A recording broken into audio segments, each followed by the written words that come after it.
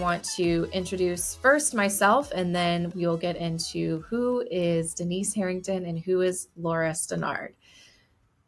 Myself, Nia Harrington. I have been a part of Speaking with Impact for the last, counting them, I didn't think to count. Since 2017, I joined the family business. My career started in the sports industry. And what really matters most to me is bringing a transformational experience to my clients or those people that I work with. And there's a perfect blend of that for me here at Speaking with Impact. I love working with our clients to help them walk away from our trainings really feeling like they've made a difference in who they are and the way that they present themselves. My official title, this is an announcement, drum roll. I am officially the Chief Development Officer here at DMH Consulting Group. And my role, thank you, little cheers. My role includes everything under the sun. I really started first being an assistant to Denise, my mom, and learning the ropes of putting together the business, putting on the trainings, helping her get to different training locations when we were traveling. Now it's switched over to, I'm still logistics with trainings. I do a lot of sales and client relations, but I've gone to a more senior level role of really seeing the business from the inside out and projecting our goals and working on strategy. And this is one of the biggest pieces of what we're working towards this year, is being more active and face-to-face with all of you out in our audience. So I'm excited to bring this new format of connecting with you here today. Now I'll turn it over to Lora, if you would go ahead and introduce yourself. Yay, Laura. Certainly.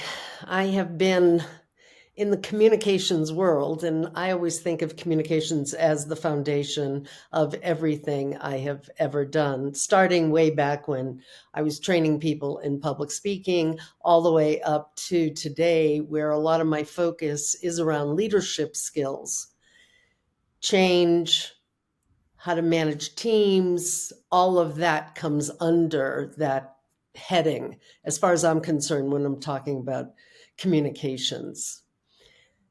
And primarily with Speaking with Impact, my role has become more and more a part of the process, and really trying to look at how do you take that Speaking with Impact, because no matter when, we are always communicating, and really get that towards different directions. And so I think that's one of the reasons why I'm here today, is to take a closer look at the communication and how that impacts anything in leadership that someone is trying to accomplish. So I'm excited to be here and talk about change.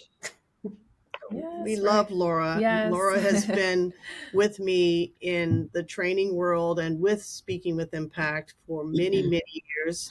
We even sometimes show up with the same things on. Like today, she was going to wear her jean jacket and something told her not to do it, but she has on black and white. So that is part of what happens too. But we know each other well. We know how to take our clients and help them to transform. Because the most important thing for everyone to remember out there is that communication is fundamental to leadership. It's almost like you can't separate them out. If you separate one from the other, you don't have a full holistic picture of what it means to be a leader. So we want you to open up to the idea of, how do I make sure that I have all the components to leadership, which is why we're focusing on these individual things today. But just remember, in the background, we're always leading you from the platform of communication, because that is fundamental to what you do. So with that, I've been doing this for a long time. This company's been in business for a long time, 30 years. We're global. We have worked with high tech. We work from not only high tech, but we work in retail. We've worked with people in construction. It's become a big part of our day-to-day now, prepping people for bids.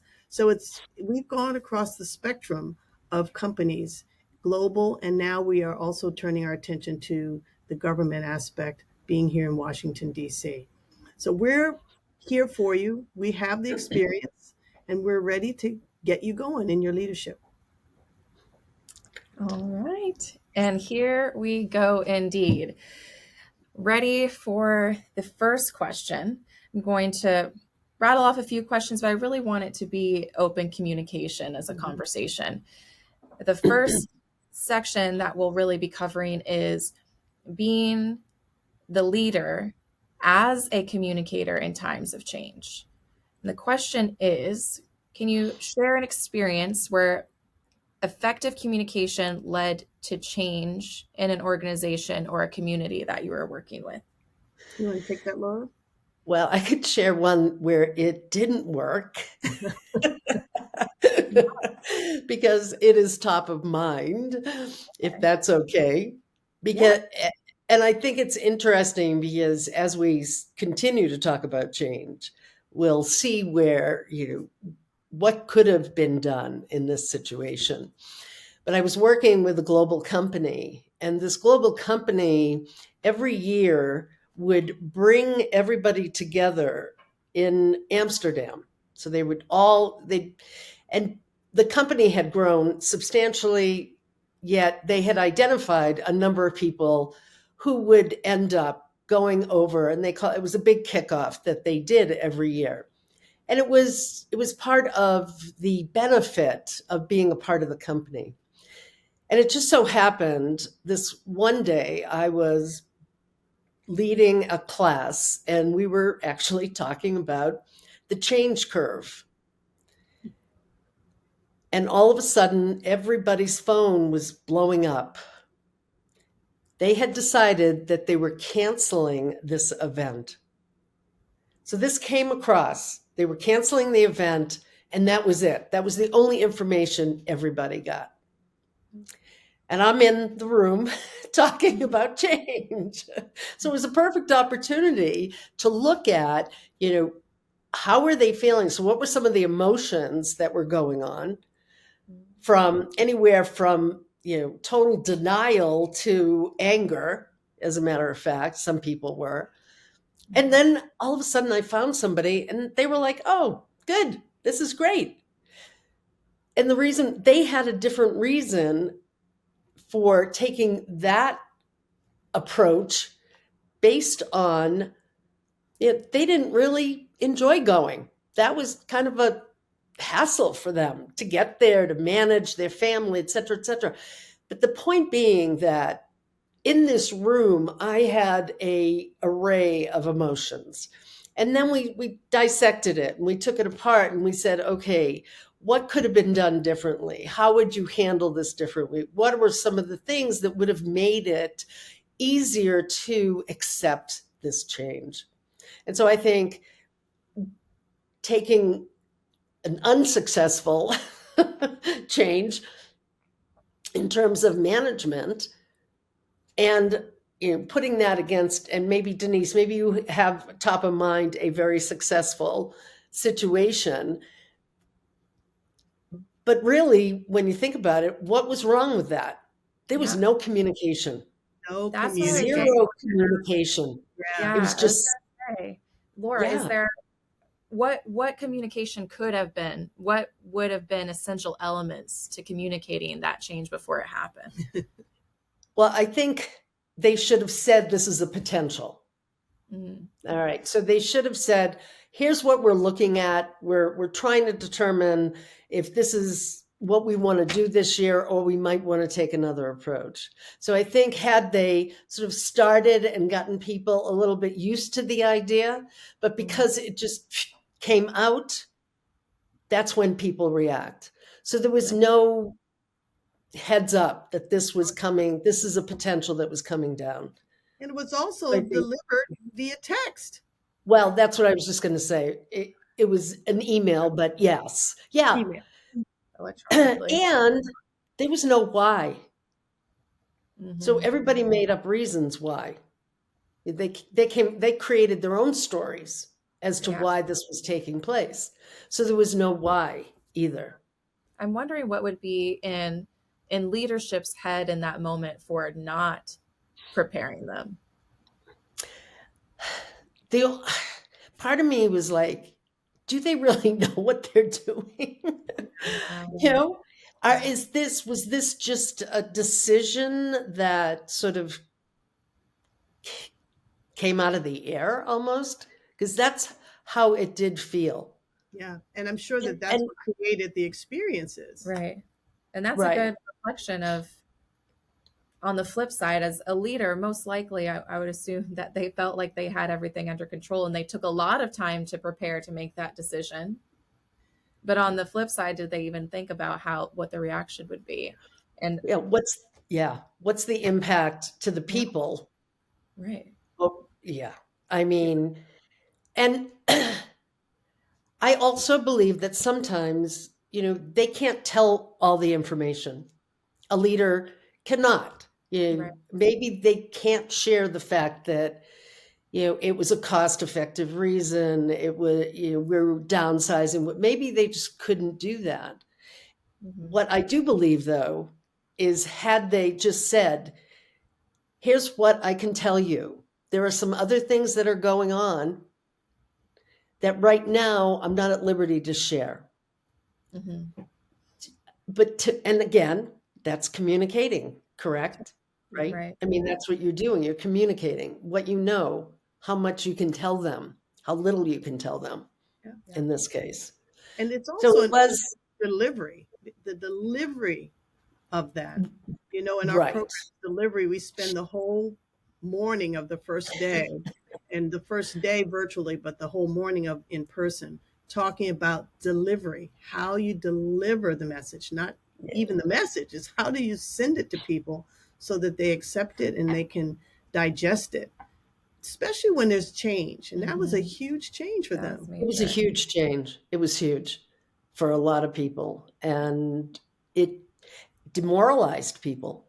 Yeah. It's amazing. And probably made kind of a disconnect between the employees as well, because they probably didn't know that some people didn't like it and some people did, and seeing the reactions could create a little bit of turmoil amongst everyone. Yeah. It's like, why are you feeling that way? You should be feeling this way. What? It's a whole different experience and narrative, and too many little ones, honestly, probably. Yeah. If I were going to coach this person or to coach in the aftermath of this, that's where this is what my coaching would be. Yeah. I would say that the effect of how you delivered the change was devastating to your team. One of the things to do going forward is to think about your audience, think about the timing of the delivery, and then think about the components of what you need to do to deliver. What do I mean by components? Number one, clarity. Just be clear. This is what's happening today. I cannot give you all the information for now. And I'm sorry we have to make a U-turn or an abrupt turn. But what's going to happen is, and then give people a solution. Clarity. That was missing.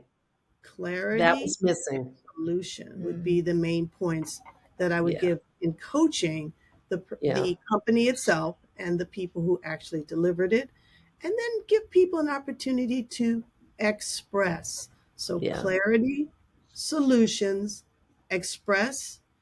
And when I say express, that automatically means you can't send an email if people are expressing their feelings. Yeah. You have to have a way that you engage them. So timing would have been where are we going to deliver this? How can we do it when people are available to have interaction with us? Is really important. Who is the person to deliver the message in that situation? Yes. All of those it should have been broadcast, town hall. And Denise, what you said about solution, it's like, okay, so now what? Is there a solution? So in other words, they didn't really think it through. Eventually they came out and they said, we're going to do more centralized get-togethers. Okay. But that took a while to get that out. Right. Sorry? Eventually that came. Eventually it came. But by then, everything was all stirred up. There was so much anger and And the Yeah, thing that we have to remember as leaders is we don't know what narratives employees or our partners or our clients already have in their mind running. So when you open up the opportunity for them to run with a narrative that fits any type of resistance or negativity they already have, then it just unleashes a new conversation that we have no control over. And then you have more mentoring and coaching and crisis communication. But I think this is a great, I'm glad we started here instead of let's talk about success, because this is what changes. People want to know. This is what change is all about, and you can't control everything anywhere in life. But let's take a few steps back and put ourselves in, as you guys as coaches, or put ourselves in the shoes of leadership for this company. If they were assuming that there was going to be resistance to this change, what strategies could an organization or a company put in place to mitigate that resistance before they delivered this message? So I know we kind of talked a little bit about how in retrospect to fix it, but what's a good way if you already know coming down the pike, okay, we're going to get some resistance here? How do you prepare for that kind of messaging? I mean, I think what they should have done in this case was had town halls, almost, so that people could ask questions, voice their opinions. Yeah, and it may not have been that pretty either, because there may still be a little bit of denial, a little bit of anger. Yeah. I do believe, though, by giving people a forum to communicate, to express how they're feeling, and also for the leader to come across with more understanding, more empathy for what everyone's going through. I think that's the other aspect. And knowing that, okay, this change is not going to be an easy change. As a leader, knowing that, and coming back to sort of the empathy piece, walk in their shoes. Yeah. From my perspective, that if they had really thought it through, and I don't know if it had to be done that specific day, could it have waited, and done a lot more preparation? Yeah, from my perspective. In the evening, I mean, how many of us as leaders have been in the office until 9, 10, 11 o'clock at night preparing for a launch or a conversation or a town hall? Just take the extra time, because what gets created in a circumstance like that, you have to spend weeks cleaning up, when just a few hours of clarity, delivery. And when we speak about delivery, one thing that was added to our class, and I know in the very beginning, Nia's like, that takes so much more time. But I wanted people to understand, specifically after 2020, how important the environment is. You mentioned, Lora, that a town hall would have been a great way to do it, whether it was in person or virtual. A town hall bringing everyone together, releasing what they could say, and also not apologizing for what they couldn't say, but saying we can't. I mean, we just can't for policy reasons, but we are coming up with a solution. Yeah. So when I go back to the idea of what technology, or what is the backbone of this conversation? What's the platform? That's why I spend more time now talking about the platforms or the environments of communication, so that when you have a circumstance that you have to deliver to your audience, you understand which platform is better for that circumstance. We completely forget sometimes how the platform itself, i.e. in this case, town hall, could have lent itself to solving the problem. Yeah. It could absolutely. I actually have a because it would have shown a lot more transparency. Yeah. The other way, people felt like, ooh, it's being hidden. Some hidden agenda. accessible to the person who delivered the Right. message. Makes you feel like you're not important. Or it could have been, maybe it Right. wasn't a town hall. Maybe it wasn't an in-person. Maybe it was a Zoom. Maybe it was Teams. Maybe it was a small gathering of a few people who would take it out to their teams. You have Right. to consider how you deliver it and which platforms are perfect for that delivery. Yeah. It's very important. I actually was working for a company that went through some turmoil while I was an employee. And it was a long standing series of mishaps throughout my whole time there.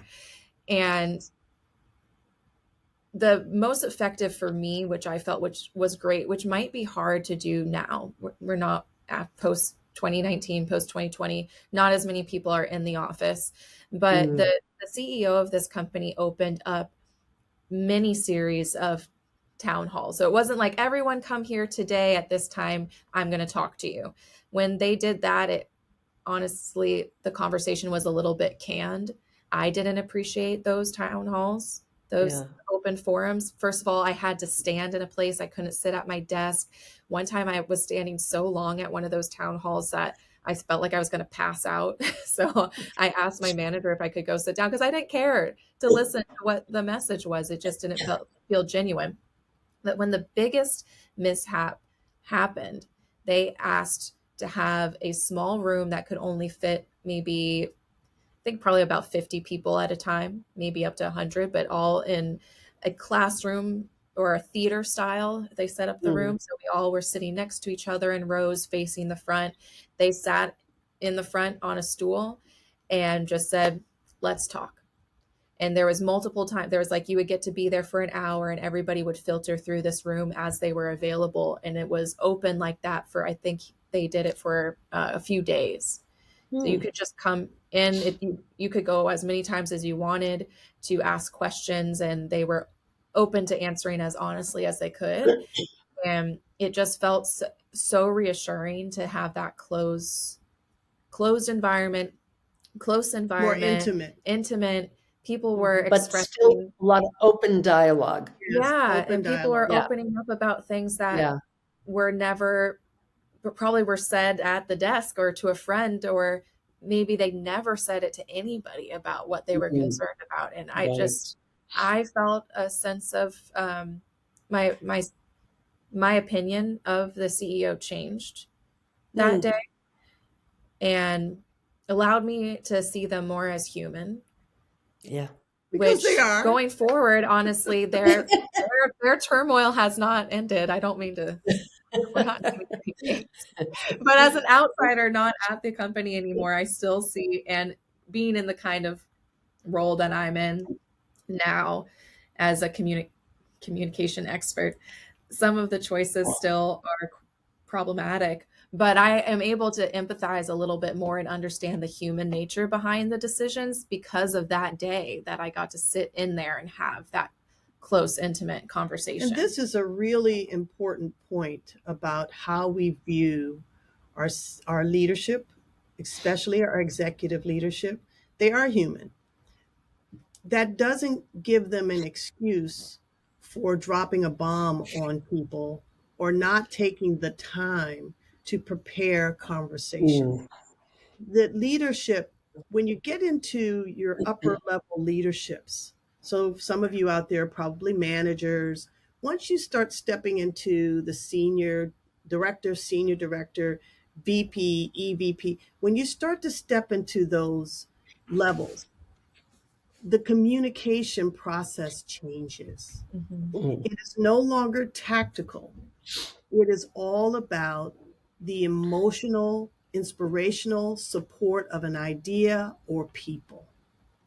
And when you get to that place where you're starting to literally lead, not do, you're leading, you have to take the time. Now, what I've found in my coaching of executives is the reason why something like that happens, Laura, and I know you see it too, is that we still in some ways are doing the tactical stuff and we're not thinking about how to deliver an inspirational conversation because we don't see it inspirational because we know Yes. it's a tactic. We're about to change. We got to get it done. Right. That's the place where you absolutely have to step back as the leader and look at it from an emotional standpoint. How do you feel about that change? I need to know that as the listener. And Right. these are Right. components of communication that will foster change, foster transformation, and set the brand. I've seen this happen so many times. It will set the brand correct. Yeah. And the crisis takes less time. Yeah. Right. I feel like And- that's challenging though, because what I'm hearing is a few things that feel a little bit like they contradict each other, right? So you're saying, one, you have to have empathy for the delivery of the message, and you kind of have to bring yourself into people's shoes. But two, how do some people, you have to lead and inspire. So how do you make that feel like you're not shoving down people's throat, like, rah, rah, everything's going to be okay. I'm scared too. How do you address people's fears with empathy and inspire all at the same time? By having a strong emotional point of view. That's how you do it. Well, and you can't, I mean, I don't think you can come out rah, rah, rah. Yes, you can. That this is, I mean, because what is it? Being optimistic. I think it can be optimistic, but you don't have to have sort of this rah, rah, rah, everything's going to be great positivity. But you can be optimistic about what this change will entail. And you can have that point of view around that optimism. You can be, you can be honest. You can say, this must feel horrible for you guys. I know you've been looking forward to this for the last 6 months or the last 2 days, however long it was. I understand that. And then back it up with facts, because people buy on emotion. And that, and then that is such look at the a facts critical later. component. People buy on emotion. So if you bring to them, I understand. You've been a part of my team for the last 7 years, and I know you guys are always looking forward to going to Amsterdam, and how exciting will that be? And let me share with you some of the things that came up that led to this decision that I can share with you. Right. That's how a leader comes from inspiration. The inspiration, or empathy is really the right word in this circumstance. Yeah. The empathy is, I get it, I understand.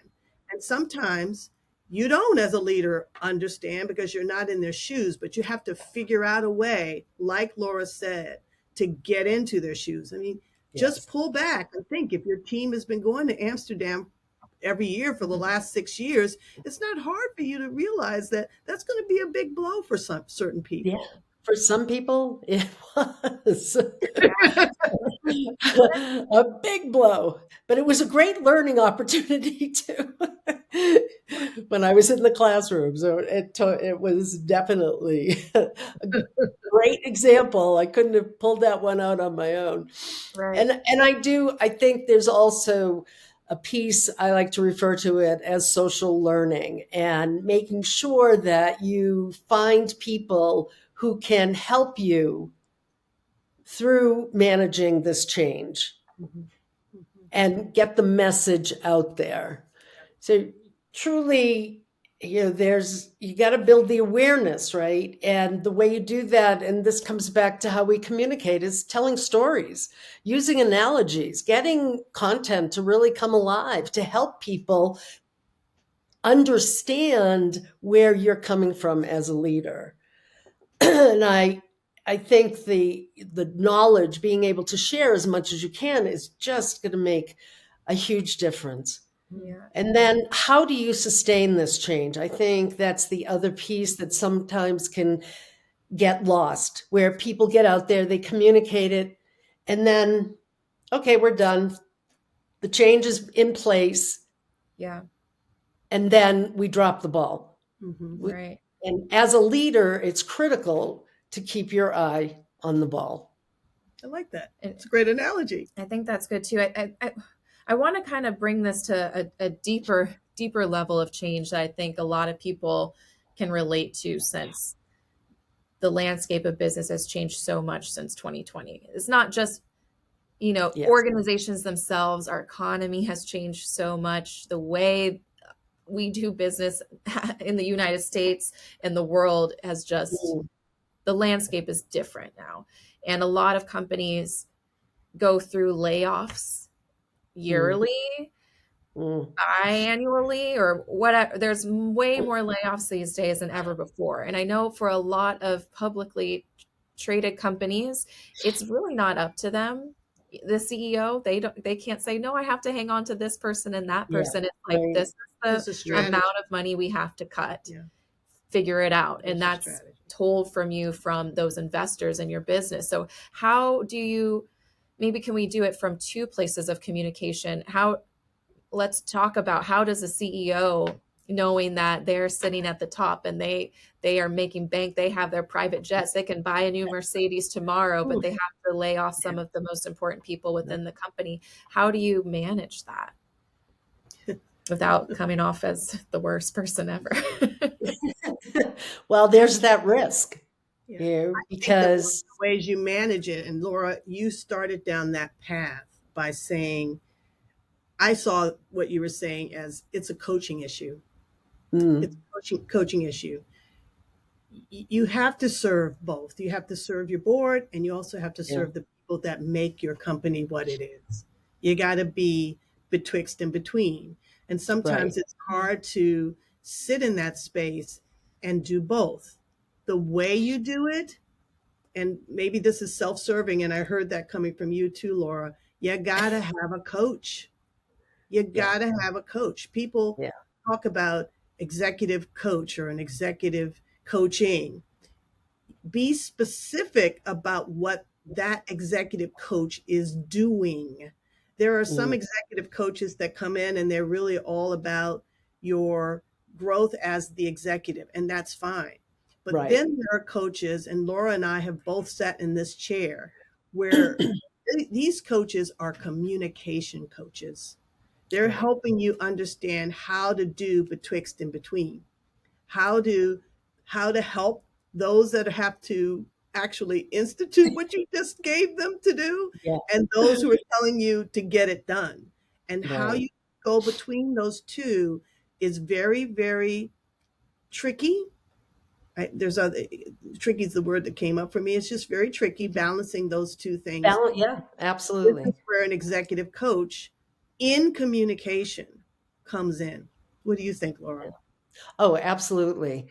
Working with you on delivering that message, as somebody who has been in that situation where the board has said you have to do this, and I'm kind of over here, oh my gosh, what these people, it's going to impact these people. I think the first thing that a coach can do is help you really see everything from a 360 view, as opposed to just maybe a board view or a people view, and point out and really think about, what's the reaction going to be? How can I manage through that? How can I manage the resistance? How can I get people on board?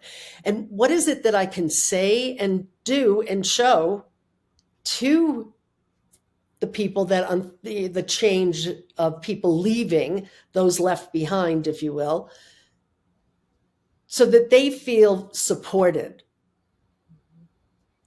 But I as a leader I need help to do that, because it's not an easy situation. It's a complicated situation. And sometimes just talking it through with an objective individual helps solidify and clarify what you're trying to do and how you can do it to the best of your ability. I had a client recently that had to do some layoffs. Everyone was freaking out because they didn't know when the shoe was going to drop. So the shoe did drop, yet there wasn't more communication between one shoe and the other shoe. They knew that there was probably going to be another layoff, but they didn't know how it was going to affect them. There was no bridge that carried them from one layoff to the other.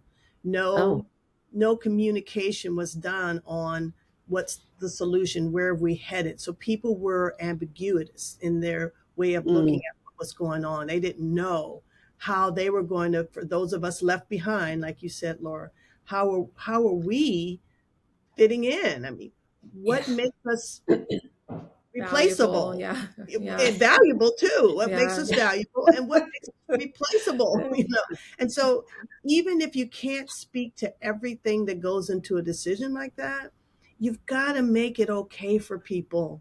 Yeah. Even if those people you're making it okay for will be some of the people that will lead.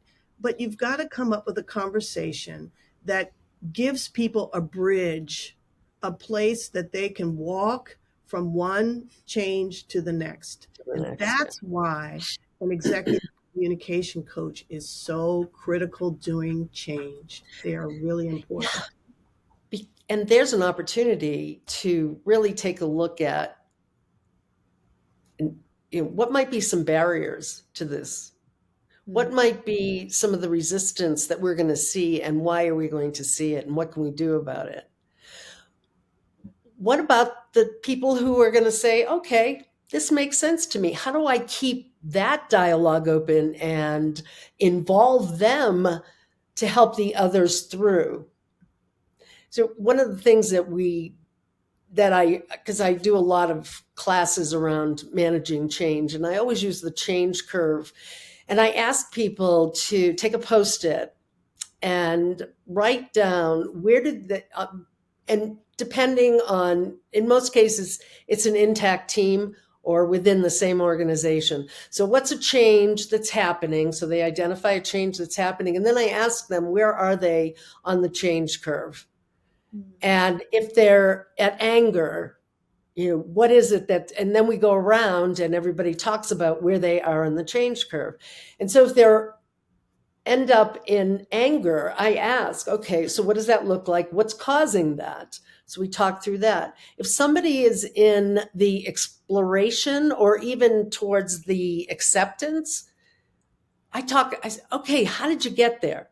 What are some things that you personally did that helped you get out of anger, get out of denial, and get more into the exploration, and then moved past to the acceptance?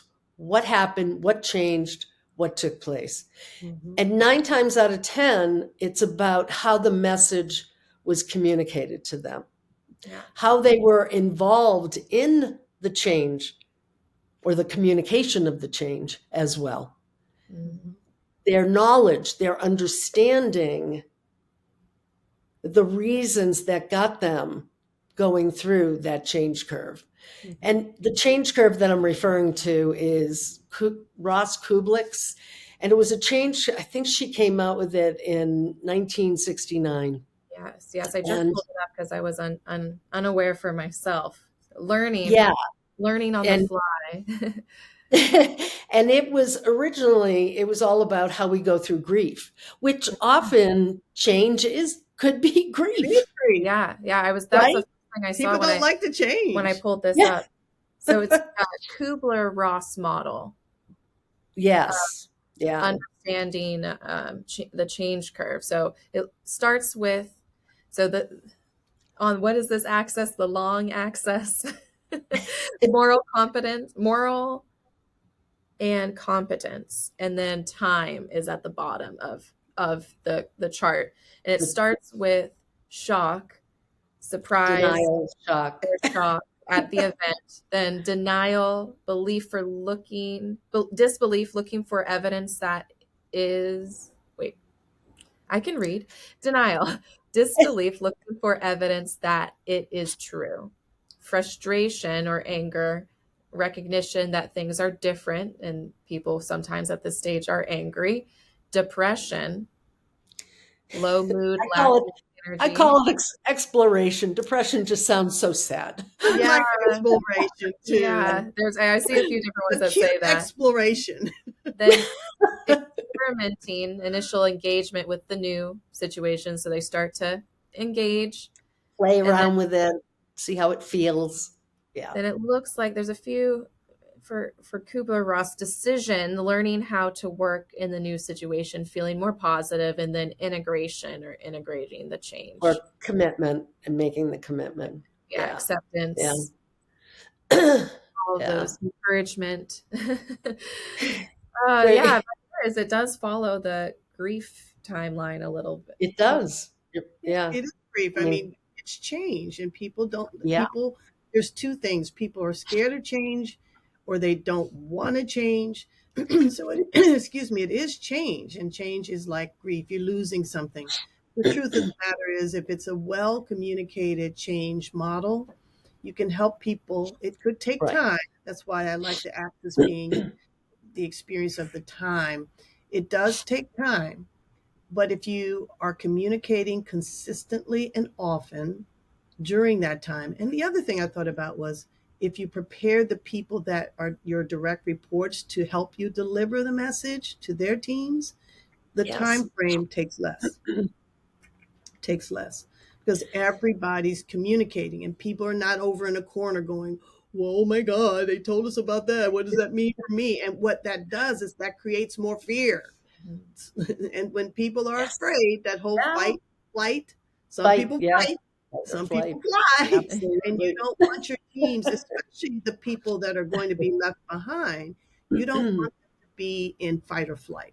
You want them to be open to the change and helping you to execute on that change, to bring about that change in a way that works for everyone. Yeah. And there are a lot of different change models out there as well. Yeah. Who's it? Cotter has an 8-step. It sounds like a lot, but we like 3s, right? We like 3s. Well, Yes. Threes. Here. We like 3s here. You Notice can I make it gave- up to 9 Yeah. as long as it's in groups of 3. In groups of 3. as long as that's true. That's true. Yeah, this 8-step thing, I want to add an extra one there, but anyhow. Extra one And is then, but not real. Yes. So yes.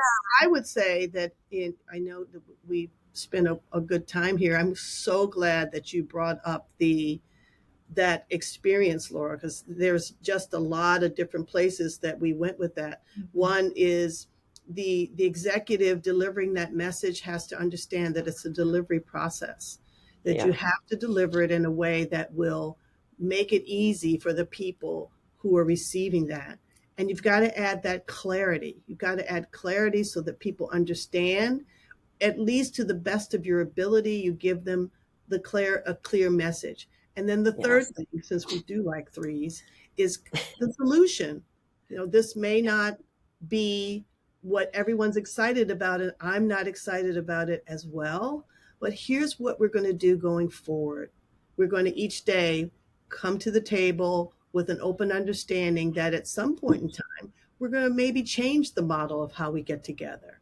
Yeah. That is how you want to communicate a change like that, and then give people some space and what I call grace, because they've got to get used to the change, and they will go through that model that you just shared with us. Yeah. And if there isn't a solution, tell us. We don't have a solution right now. That's something we're trying to figure out, because we recognize how important. So I think the honesty and the transparency piece when you're trying to make change happen is huge. It's just huge. Yeah.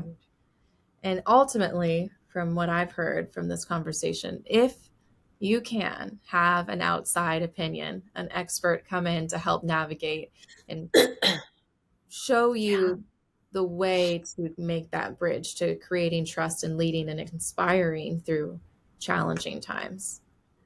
Well, and what's interesting, and it just dawned on me, another company I was working with, they had a big change coming down the pike, and they did bring in experts to help them not only understand, use a model for change, and then what do you need to do within that model for success for this change going forward. So we were in a room, there were leaders. It was all leaders who were going to have to go out there and put the change in place, if you will. And so they did bring them together. And as a result, it was very successful because the communication was there. The communication, the preparation and the communication. And as a coach, a communication coach, it's also important. Don't wait to the big change. Start building that muscle on the next town hall where you have to announce some kind of change, or the next experience where it is a layoff. Don't wait to the big thing, because by the time you get to the big thing, you'll still need communication experts to help you. But your muscle around that will be so much bigger that you'll come to the table with your coach and be able to start not from ground zero, but you start right there on, this is how we want to deliver it. Here are the people that are receiving the delivery. This is how I feel about it as the executive or as the leader or as the manager. And here's where I need your help. That's a different kind of coaching for a coach, because now we can help you with the strategy of going forward. We're not just helping you deal with what came down. So please don't wait to the big one. Just use us all the time. I said use us all the time. Of course, we're sharing this with you because we want you to know that this is our expertise and that we're available to you, not just to teach people public speaking. We're available to help you in the full spectrum of communication in your leadership. And we want you to feel comfortable to address us, call us in. Laura's there for you. I'm there for you. Nia is there for you. And our company, Speaking with Impact, will help you get the job done. Yes, we will. Thank you. That was... Thank you. Podcast. I was trying to be the host today, but she already has the host muscle strengthened. This was a great conversation. I wanted to bring both of you guys together. We want everyone in our network. You've seen Lora in our Speaking with Impact trainings, but we want to show you all, as Denise said, all the different sides to communication. It's not just public speaking and presenting. We have expertise on our hands with these two of really how to navigate challenges within leadership and how to become a better leader. So with that being said, thank you both for being here today. Don't forget our website is www.speakingwithimpact.com. If we don't tell you that, how to get in touch with us, we wouldn't be doing our job. So get in touch with us and look for our webinars and postings that will come on our website. Start to utilize our website as your communication tool. That's what we want you to believe and begin to understand about our website. So www.speakingwithimpact.com, and get all those pearls of wisdom from our website and start to use them. And don't be afraid to give us an email or a call. Yes. And thank you both. This was great. I'm really happy to be here. We love having you, Lora. Your insight is valuable to us. And this is our team in Women's History Month. We have to say, this is what Speaking with Impact looks like. These are the ones that are running the show. It's women-owned and minority-owned, and we're just so excited to bring all of our expertise to you. This is going to live on YouTube as well. You can find us there. That is the key place to be. All right, friends. We're looking forward to hearing from you, and best of luck in your leadership and your communication styles. Until the next time. Bye. Be well.